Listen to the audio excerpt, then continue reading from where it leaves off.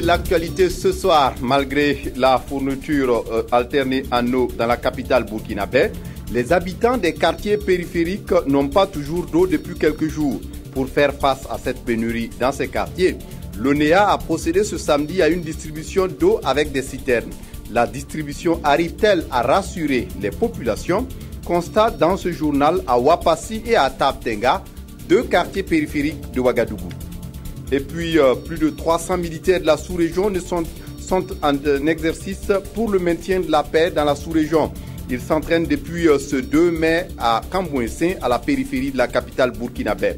Ce sont des exercices militaires conduits par le commandement des forces américaines en Afrique. À suivre dans cette édition, l'histoire de cet inventeur hors pair, déscolarisé depuis la classe de 3e, Ousmane Béré travaille dans l'atelier de soudure métallique de son père il y a déjà plusieurs années. Il vient de mettre au point une charrue avec un moteur capable de faire les différents travaux champêtres. À titre illustratif, avec 5 litres d'essence, il pense pouvoir labourer 1 hectare. Mesdames, Messieurs, bonsoir. Ravi de vous retrouver. Mais pour commencer, le président du Faso est rentré jeudi en fin de soirée d'Arabie Saoudite où il a passé 4 jours. Au cours de sa visite, Roch-Marc Christian Kaboré a eu des entretiens avec le roi Salman d'Arabie Saoudite, mais aussi avec des personnalités saoudiennes. Au cours de son séjour également, le président du Faso a échangé avec la communauté burkinabé vivant dans le royaume. Des questions de passeport, d'acquisition de parcelles au pays, mais aussi de reconnaissance des diplômes des étudiants ont dominé les discussions entre Roch-Marc Christian Kaboré et les compatriotes. Abouakar Sagnon. Les Burkinabés d'Arabie Saoudite ont massivement fait le déplacement pour ce premier rendez-vous avec le président du Faso.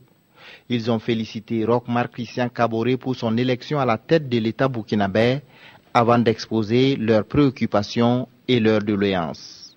Celles-ci se résument aux lenteurs dans l'établissement des passeports, aux difficultés de transfert des fonds et d'acquisition des parcelles au Burkina Faso, aux difficiles conditions des femmes de ménage burkinabé en Arabie Saoudite et à la non-reconnaissance des diplômes des étudiants formés dans le royaume. Toutes les dispositions seront prises pour que, évidemment, partout où on étudie, partout où on a des diplômes qui peuvent servir au pays, qu'on puisse servir son pays en travaillant et en donnant ses compétences pour le pays. Pour les passeports, les deux ministres en charge de la question, Simon Compaoré, ministre d'État en charge de la sécurité intérieure, et Alpha Bari, ministre des Affaires étrangères et des Burkinabés de l'étranger, ont pris des engagements. Les délais d'établissement des passeports seront réduits à 3 semaines maximum. Pour les parcelles, le ministre d'État a expliqué les difficultés rencontrées dans les lotissements et invité les compatriotes à s'intéresser aux logements sociaux.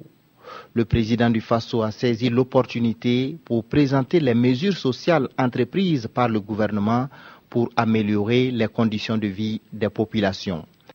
Au plan de la santé et en ce qui concerne la santé maternelle et infantile, nous avons décidé que sur l'ensemble du territoire burkinabé, désormais, les accouchements et les césariennes seront gratuites. Nous avons également décidé que les enfants qui ont moins de 5 ans seront traités également gratuitement. Les actions engagées pour l'accès à l'eau potable et l'éducation ont aussi été portées à la connaissance des Burkinabés d'Arabie Saoudite. Le président a eu à nous faire des éclaircissements concernant la situation au Burkina Faso et la situation sécuritaire et économique. Donc nous sommes très satisfaits. Roch-Marc Christian Kaboré a donné à ses compatriotes une information de taille. Le vote des Burkinabés de l'étranger sera une réalité en 2020. Dans l'actualité ce soir, les habitants de la capitale Ouagadougou sont confrontés depuis quelques semaines à une pénurie d'eau. Pour résoudre le déficit, la ville est soumise depuis mardi à une fourniture alternée en eau. Une mesure qui a du mal à produire des effets dans les quartiers périphériques de la capitale. Les habitants de ces quartiers n'ont pas d'eau depuis plusieurs jours et pour faire face à cette pénurie dans ces quartiers, l'ONEA a procédé ce samedi à une distribution d'eau avec des citernes. Une distribution qui pourrait se poursuivre dans les jours à venir. Une de nos équipes était à Wapassi et à Taptenga pour un constat. Souleymane Sanou, Abouakar Sagnon.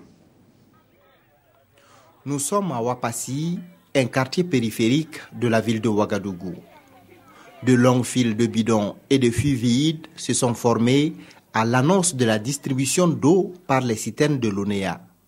Le site est progressivement rejoint par plusieurs autres personnes à la recherche du précieux liquide. Car ici, l'eau ne coule pas des robinets et des bornes fontaines depuis plusieurs jours. En attendant la citerne, il faut patienter dans l'espoir de repartir à la maison avec de l'eau. Lorsque la citerne arrive, les premiers bidons sont servis, c'est la joie et le soulagement, même si quelques disputes de positionnement éclatent. On est ici, ça fait une semaine, là ça ne vient pas. Même pas un seul goutte d'eau même. On prend nos bébés, là, on vient, on dort au robinet, là, ici, là, ça ne vient même pas même. Souvent, si ça vient, c'est 2 barriques, ça ne dépasse pas ça, ou bien 2 bidons. En tout cas, aujourd'hui, là, nous sommes très, très contents. Puisque ça fait une semaine, on est là, on ne peut pas avoir l'eau. Pour boire, ne parlons pas de préparer même. En tout cas, on souffrait beaucoup. Les enfants même n'arrivent pas à boire. À chaque fois, ils pleurent seulement. Il faut aller chercher, d'en chercher là. Le ministre en charge de l'eau et le directeur général de l'ONEA sont sur le terrain pour superviser le ravitaillement. L'opération est initiée pour apporter une réponse aux difficultés rencontrées dans la mise en œuvre de la distribution alternée de l'eau dans la ville de Ouagadougou. Franchement, on avait un peu été, un peu réticent à ces citernes d'eau. Mais visiblement, ce matin, on est sorti voir, ça règle des problèmes, ça soulage. Mais là aussi, on va évaluer, on va regarder la citerne peut servir pendant combien de temps, quelle tranche de population et quelle quantité d'eau chacun peut avoir dans la journée. C'est toujours mieux que de faire 112 heures sans avoir l'eau. L'eau est distribuée gratuitement à raison de 4 bidons par personne. 6 citernes sont mobilisées pour la circonstance. Chacune d'elles doit faire 3 rotations. Les zones de Nagrin, Tabtenga, Basenko et Yagma sont concernées. Pour le maintien de la paix dans la sous-région, les forces en attente de la CEDEAO s'entraînent depuis le 2 mai à Camboinsin, à la périphérie de la capitale burkinabé. Ce sont des exercices militaires conduits par le commandement des forces américaines en Afrique. Ils sont environ 300 militaires venus d'une quinzaine de pays et assistés de militaires de 8 pays occidentaux. Issa Kafando, Ramatouzida. Des militaires en séance de travail ici au camp général Bilazagré de Camboinsin. Des travaux menés en réflexion mais aussi sur le terrain comme on le constate ici.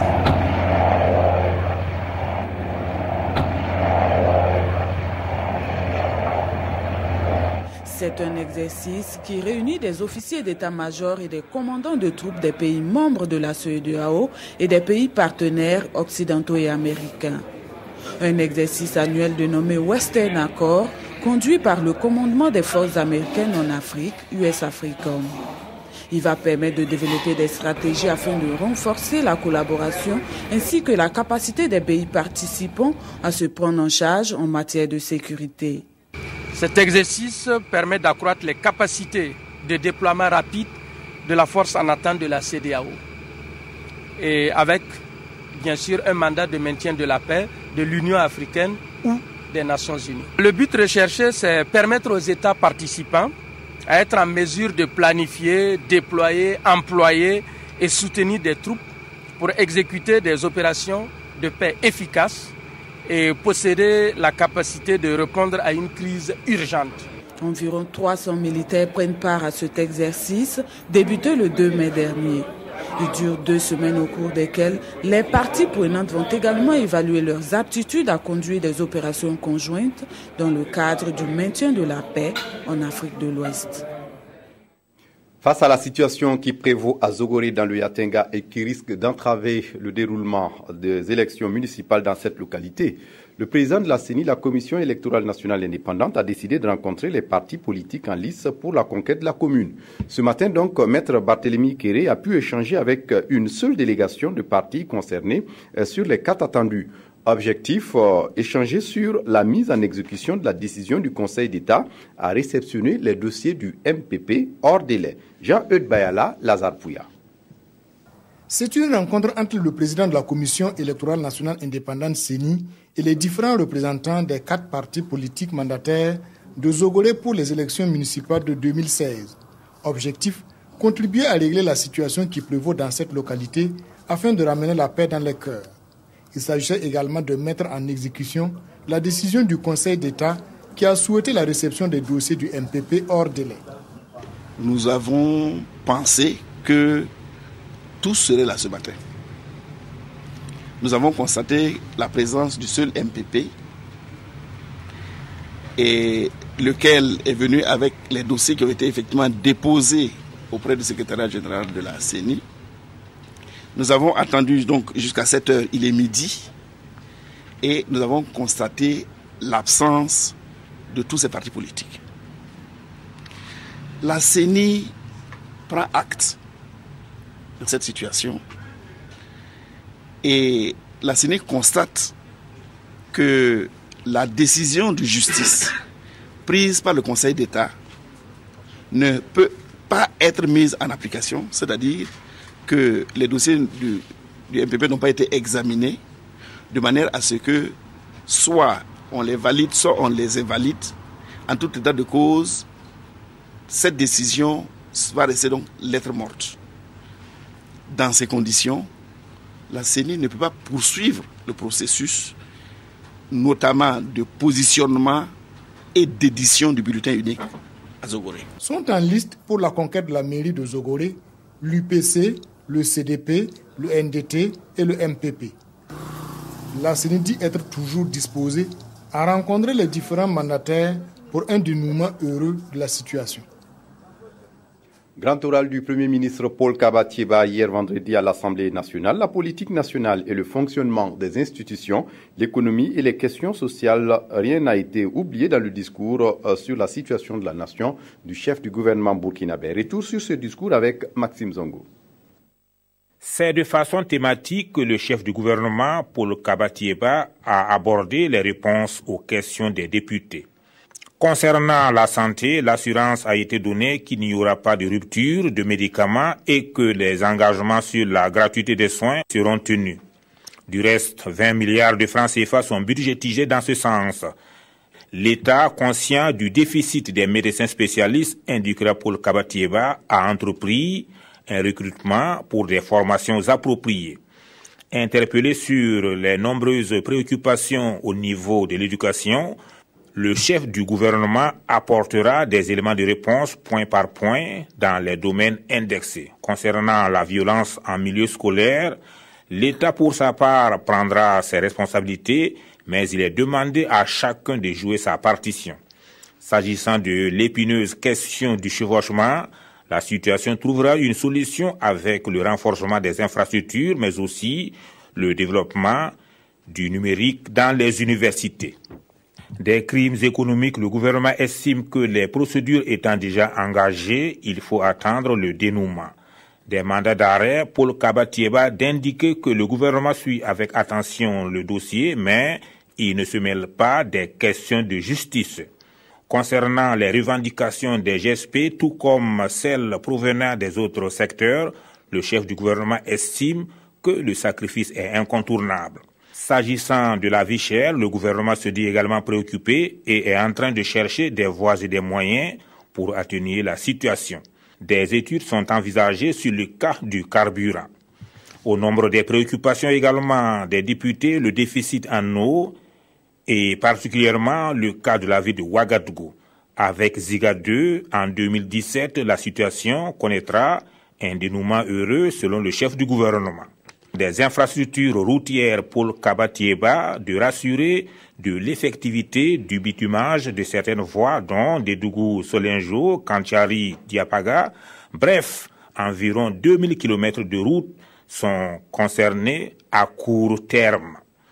L'agriculture et l'élevage, avec notamment les conflits récurrents, le social, l'énergie, l'orpaillage, le chômage des jeunes, l'accès au crédit par les femmes et bien d'autres aspects abordés par les députés ont trouvé également des réponses de la part du gouvernement. Voyons à présent comment les citoyens burkinabés apprécient cet exercice du chef du gouvernement. Je vous invite à suivre ce micro-trottoir de Yolande Lompo. Il faut toujours donner une prime à une nouvelle gouvernance. Ce qui est important, c'est résoudre les questions à la fois de santé et surtout l'énergie. J'ai observé qu'il y a un peu de délestage, mais la clé de la réussite d'une économie passe par la résolution des problèmes énergétiques. On ne peut rien faire sans ça. Présentement, nous traversons vraiment une crise en pénurie d'eau. Ce n'est pas du tout facile.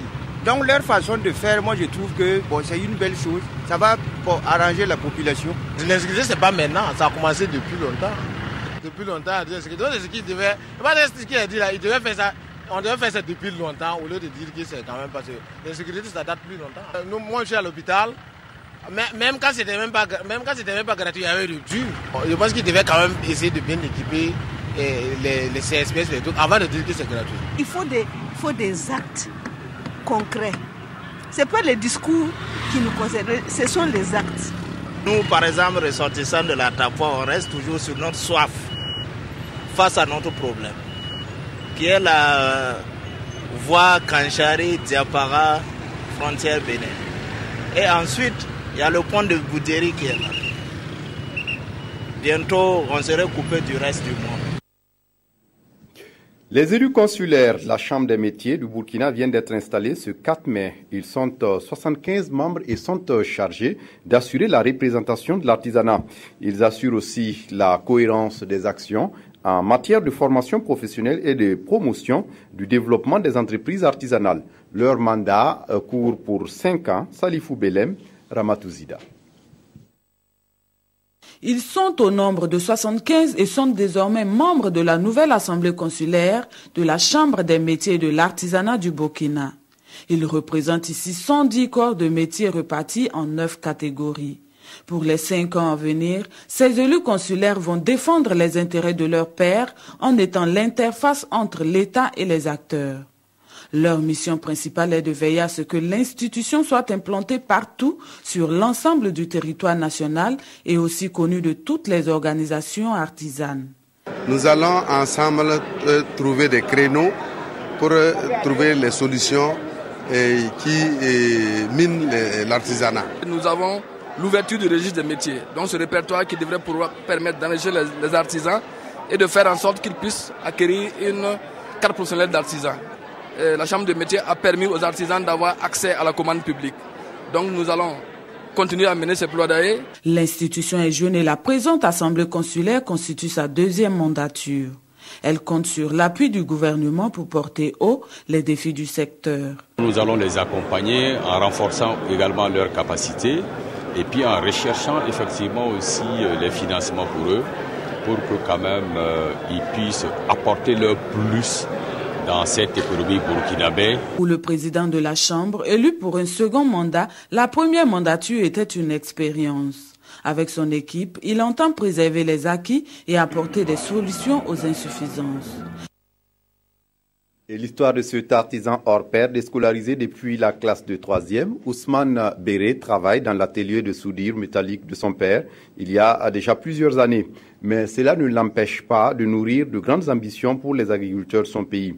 Fort d'une ingéniosité dont il a le secret, ce jeune s'est donné depuis quelques mois le pari de la mécanisation de notre agriculture. Il vient de mettre au point la charrue avec un moteur capable de faire différents travaux champêtres. À titre illustratif, avec 5 litres d'essence, il pense pouvoir labourer 1 hectare. Découvrons cet inventeur hors pair installé à Koupela avec Alassane Kendrebego et Lambert Soma. C'est ici, dans l'atelier de son père à Koupela, qu'Ousmane Béré exerce depuis 4 ans. En février dernier, il développe son génie créateur et décide de mettre à la disposition des agriculteurs une charrue, non pas à traction animale, mais avec un moteur. Actuellement, les animaux souffrent de la famine. Il n'y a pas assez de nourriture pour les nourrir. Donc, il n'y a pas assez de force pour travailler, quoi. Donc, c'est difficile. C'est pour ça que j'ai réfléchi. Qu'en prenant les moteurs des Tassimoto, là, est-ce qu'on ne pourrait pas fabriquer une charrue qu'on peut cultiver sans des problèmes? Dès lors, il se met au travail en concevant plusieurs prototypes qui ne lui donnent pas satisfaction. Loin de se décourager, il continue sa quête sans pratiquement aucun soutien, à part celui de son père qui lui achète un moteur occasion. Tous les autres constituants sont à sa charge. Les gens m'appellent fou, c'est même fou. Et toi, tu es fou. Comment toi, tu peux fabriquer un tracteur comme ça pour qu'il puisse cultiver? Je dis non, il faut laisser voir. Je vais fabriquer ça ici, vous allez voir. Après plusieurs mois de labeur, notre jeune inventeur de 23 ans met au point cette technologie qu'il n'a pas encore nommée. Un détour sur un terrain d'expérimentation nous permet de voir ce que son invention peut faire.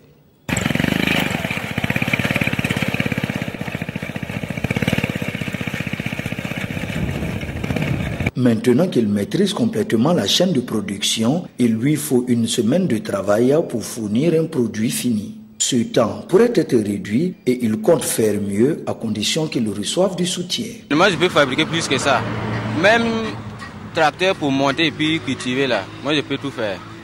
C'est parce que c'est la manque de soutenance seulement. Lors de la dernière journée nationale du paysan qui s'est tenue à Tinkodogo, Ousmane Béré a reçu la somme de 120 000 francs de la part du ministère de l'Agriculture. Au moment où nous bouclions ce reportage, il prenait la direction de Ouagadougou où il a reçu une invitation du ministère. L'obtention d'un brevet pourrait certainement lui permettre de protéger son invention.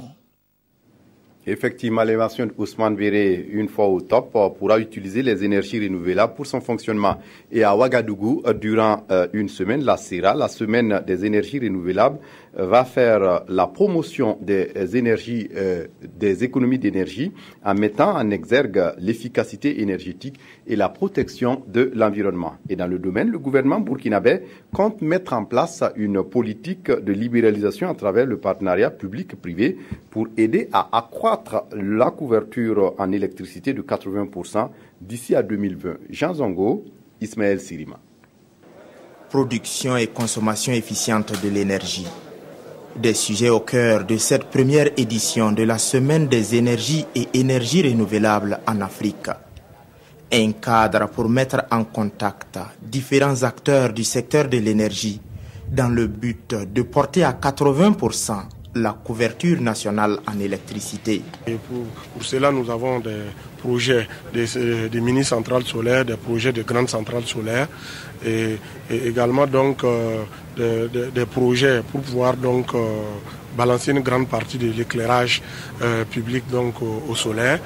À cette semaine des énergies et énergies renouvelables, les réflexions vont se pencher sur les meilleures façons de transporter l'énergie. Il y a des pays où on a des taux de perte de 30 à 40%. Ça veut dire quoi? Ça veut dire que si vous produisez 10 MW pour envoyer à vos consommateurs, en fait c'est seulement 6 MW qui arrivent à vos consommateurs. Les 4 autres MW sont tout simplement perdus parce que votre système n'est pas efficace. Le lancement de cette semaine des énergies et énergies renouvelables en Afrique a servi de cadre pour annoncer l'installation de stations de production de biodiesel ainsi que le renforcement du système de production de biogaz.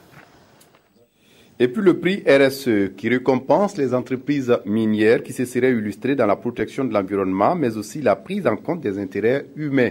C'est une initiative d'un groupe d'ONG investi dans le plaidoyer pour la redevabilité. Et pour la première édition, la compagnie Semafo est lauréate et elle recevra son prix le 15 juillet prochain. Zangongo, Aruna Mari. Lancé officiellement vendredi 6 mai, le prix responsabilité sociétale de l'entreprise RSE est à sa deuxième édition. Il se veut avant tout un label certifiant que l'entreprise minière lauréate est engagée dans une démarche de responsabilité sociale selon le groupe Redevabilité, initiateur de ce projet.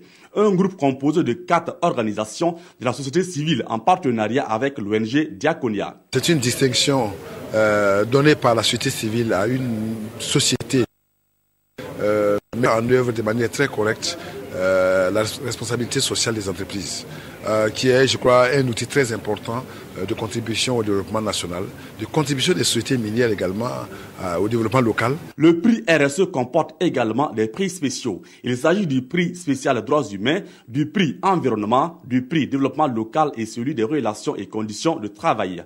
La compagnie minière Semafo est la première lauréate de ce prix. Pour la Chambre des mines, cette distinction valorise les entreprises minières performantes. Aujourd'hui, il est reproché à certaines sociétés de ne pas faire assez ou de ne pas respecter les engagements. Quand on a un acteur externe comme la société civile qui n'est pas partie, qui contribue à regarder ce que les sociétés minières font, qui les évalue et qui les classe, pour nous c'est très important d'avoir ce label du regard de la société civile et c'est très important pour les membres de la Chambre des mines. Le prix RSE édition 2016 est ouvert à 3 catégories de compagnies minières. Les entreprises minières en exploitation, les mines en construction et celles en exploration. Un jury est chargé de faire le tri entre la bonne graine et l'ivraie. Le prix sera décerné le 15 juillet prochain. Les établissements scolaires Cheikh Anta Diop à Bobo Dioulasso traversent des difficultés de trésorerie suite au décès du fondateur le 5 décembre 2015. Les professeurs ont cessé de dispenser les cours au motif de 3 mois de salaire impayés. Et l'inquiétude monte chez les élèves, surtout ceux en classe d'examen. Les responsables de l'établissement rassurent parents d'élèves et professeurs ainsi que les élèves que les solutions seront trouvées rapidement. Le point de la situation avec Karim Idboudo et Karim Sissé. Mariam Bazier est élève en classe de 3e au lycée Cheikh Anta Diop 1 de Bobo Dioulasso. Depuis un certain temps, les cours sont aux arrêts dans son établissement. Elle est obligée en son corps défendant de préparer son examen avec ses camarades. On est obligé d'emprunter les anciens cahiers pour pouvoir bosser et puis l'examen a 2 jours seulement.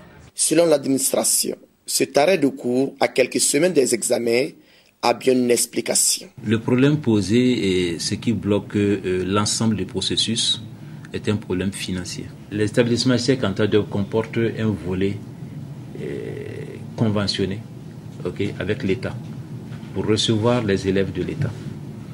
Et ce volet-là doit recevoir de la part de l'État une certaine somme d'argent. C'est un coût de près de 28 millions. Somme qui permettrait de faire face à nos difficultés présentes jusqu'en fin d'année.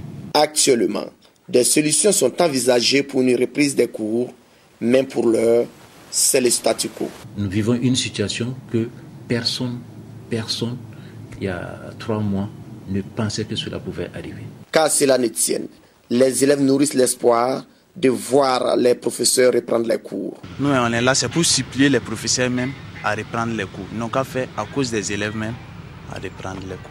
On continue à s'accrocher à nos cahiers. Puis on sait que tôt ou tard, il y aura une solution. Même si ça va aller, nous sommes déjà en retard. On ne pourra plus revenir pour faire les cours ni rien. Donc on est obligé de se défendre nous-mêmes et faire des exercices. Bon, on a l'espoir que ça aille. Si rien n'est fait pour une reprise des activités académiques dans les 3 établissements Cheikh Anta Diop de Bobo Dioulasso, c'est le cursus scolaire de plus de 1500 élèves qui est en jeu. Le CCVA, le Centre de contrôle des véhicules automobiles, encourage la visite technique des motos au Burkina Faso. Ce matin, le centre a mobilisé des jeunes pour une caravane en faveur de la visite technique des engins à 2 roues. Roger Kam, Dramandadia. De nuit comme de jour, des accidents mortels sont enregistrés sur nos axes routiers, faute de visite technique par moment.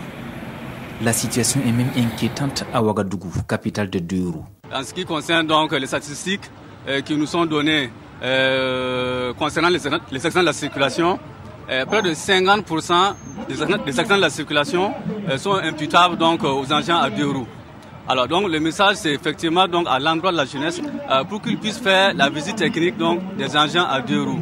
À travers cette caravane qui sillonne les principales artères de la ville de Ouagadougou, le centre de contrôle des véhicules automobiles veut changer la donne en associant des étudiants de la cité de la Padoue à cette campagne dénommée Visite technique des motos. Aujourd'hui, nous pensons que les étudiants et les élèves doivent sensibiliser leurs camarades qui utilisent les engins comme s'ils étaient propriétaires.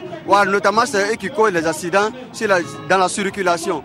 Donc, la sensibilisation doit passer d'abord par les élèves et les étudiants et toucher toute la population. Je pense que si les enfants sont déjà sensibilisés, les parents seront quand même bien heureux que les enfants puissent bien conduire les engins, puissent quand même prendre soin de leur vie, de leur corps en circulation. La sensibilisation est donc axée sur la visite technique des engins à 2 roues et de tout autre véhicule automobile. Et à chaque escale de la caravane, le maître mot demeure: prudence en circulation, car la route tue. Bobo Dioulasso vit depuis le 5 mai dernier au rythme du Festival Mogoya. Le Festival Mogoya est un festival qui met en avant les rencontres internationales de culture destinées à apaiser les tensions et réunir les populations autour de la musique en dépit des clivages politiques.